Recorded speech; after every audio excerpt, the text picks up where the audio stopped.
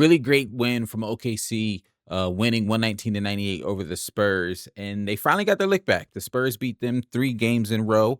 They had those 2 games kinda sorta back to back with the NBA Cup game in the middle there. The Spurs looked like they had the Thunder's number, and they had the big blowout game, the big statement game on Christmas Day as well. Just the Spurs really looked like they had the Thunder's number, so I was excited to watch this game, and the Thunder responded. Couple of things from the Thunder throughout just this entire game as a whole. SGA, I wanna start with him. He was fantastic. SGA, a mid-range jumper from SGA feels automatic every time he pulls it up. Multiple times throughout the game, especially he was a big part of the I wanna say it was a 12-2 run to close out the first quarter. He was a big part of that, a lot of his buckets coming in the mid-range.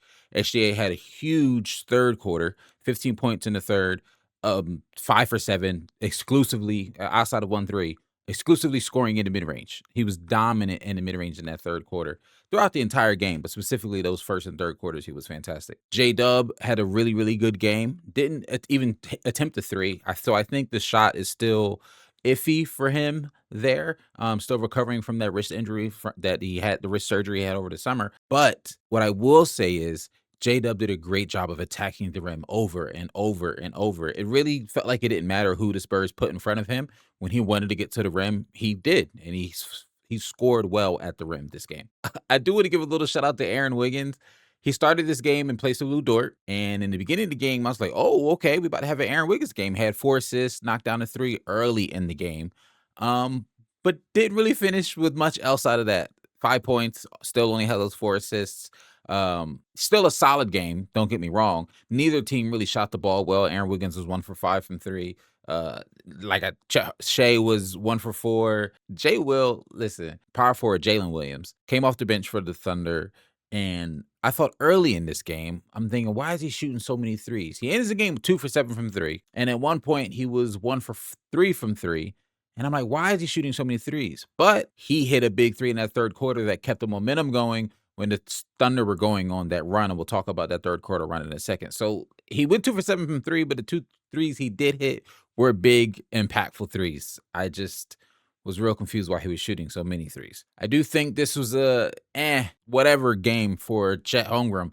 Wemby had his number early in this game. Wemby started out this game super aggressive with a drive and dunk on Chet, and then getting an O-board and getting fouled, and then an alley-oop from Castle on a give and go play, finishing and dunking over Chet. Wemby wanted this game, and Wemby was looking forward to this matchup. And for the most part in this game, Wemby was playing really, really good defense on Chet.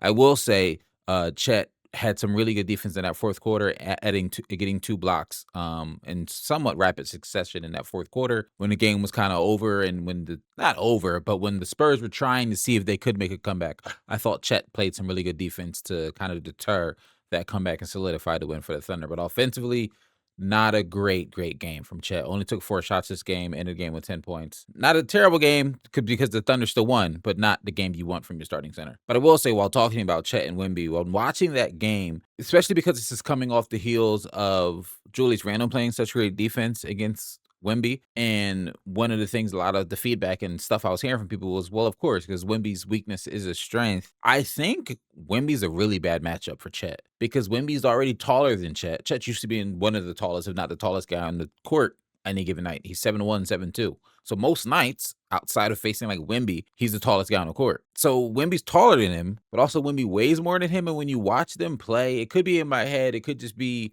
a placebo effect, it could be some bias that I'm not, whatever. But to me, Wemby looks stronger than Chet when they play against each other. His frame looks somehow thicker. Like if you just look at their arms and their frame, Wemby looks like he has more mass on his frame than Chet does. This could just be overthinking it. But when they play against each other, Wemby looks like he's the one seeking out the physical contact, the one that's being more physical. So I think it's a double whammy when it comes for Chet when it comes to guarding Wemby and being guarded by Wemby.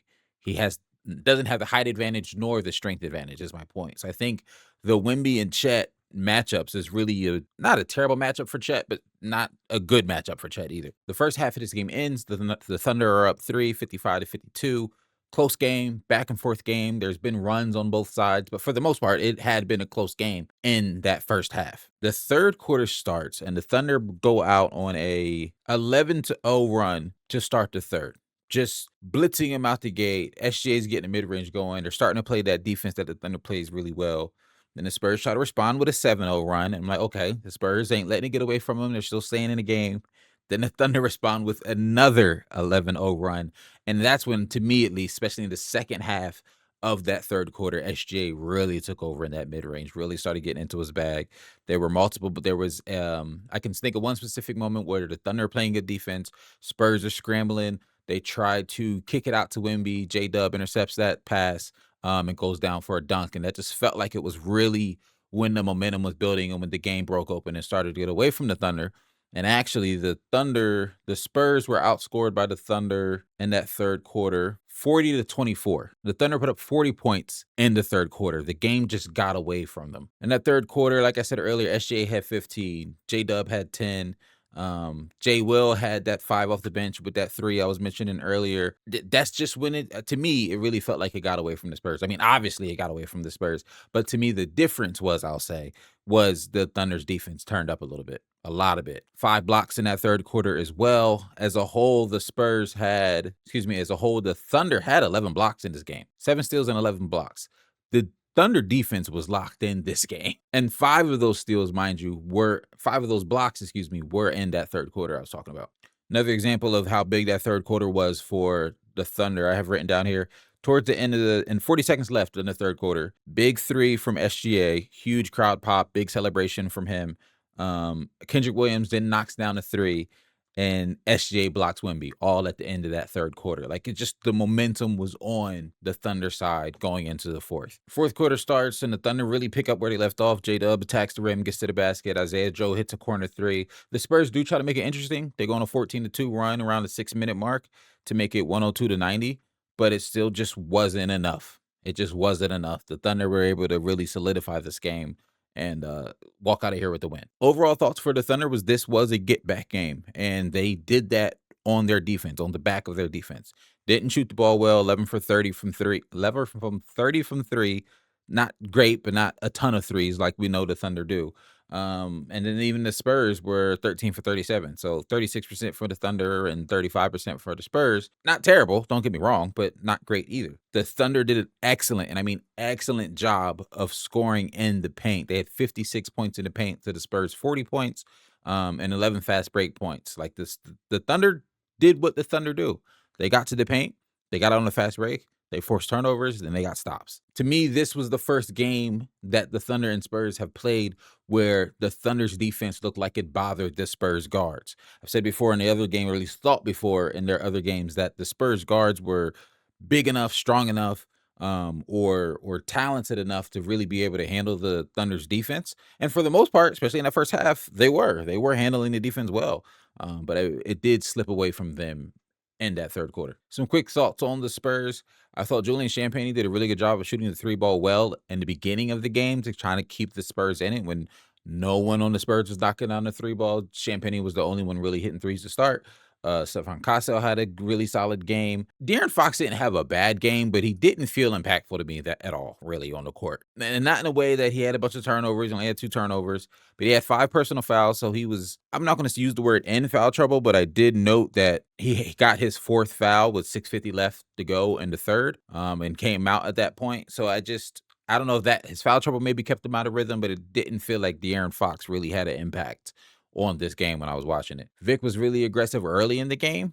Like I said, scoring on Chet Holmgren, but a lot of that in the second half of the game, I think the Spurs, the Thunder as a whole, did a better job of guarding him. Victor Wembanyama is starting, but he is still in that minutes restriction, so I am looking forward to see what the Spurs can really look like when Wemby's able to play full starter minutes. He played 28 minutes this game, which is, great. Stephon Castle played 36.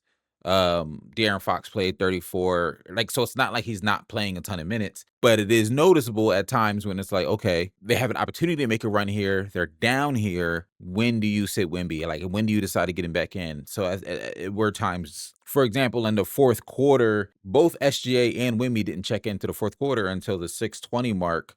When the Spurs were finishing up that 14-2 run to try to make it interesting again. And so, yes, the Spurs were great during that run with Wemby's on the bench. It's not really saying the Spurs would have won if Wemby played more. I'm just saying as a fan, I want to see what this Spurs team looks like with Wemby getting more minutes. One thing that did stick out to me, at least, was the poor shooting from some Spurs players. Harrison Barnes I thought he was turning a corner. He was having a rough stretch. He had a couple of good games, maybe like a week ago, and I thought he was turning the corner on his shooting, but it's not seeming like that. He's 1 for 7 from the field this game, 0 for 5 from 3. That really stuck out to me. Harrison Barnes threes and misses stick out to me because he's usually wide open in the corner when he misses. Because he's the person that the team is doubling off of to make it harder for Wemby, and he's just not making them. And a lot of times they're just wide open threes. Keldon Johnson missed a decent amount of wide open threes, also 1 for 5. Lindy Waters, who going into this game has been one of the more consistent shooters for the Spurs, also 1 for 4 on a lot of open looks. So the Spurs missed the guys who usually knock down these open shots really missed a lot of shots today for the Spurs. Overall, an excellent game. These two teams play again in February. I want to say like February 6th. I got to double check. But good game. Excellent game. This is a teams that I would love to see match up in the playoffs. Not putting the cart in front of the horse, and I'm not even trying to rush the regular season. We're not even at All-Star break yet. Tons of basketball left to watch and enjoy. But as I watch more and more of these Western Conference matchups, the Spurs versus the Timberwolves we talked about the other day, and now this Spurs versus OKC game, and I'm looking forward tomorrow. I'm going to go watch the Sixers and Cavs game, so I'll probably talk about that soon. But I'm really looking forward to seeing what these Western Conference playoffs could look like because I think we can have some really, really fun matchups this year.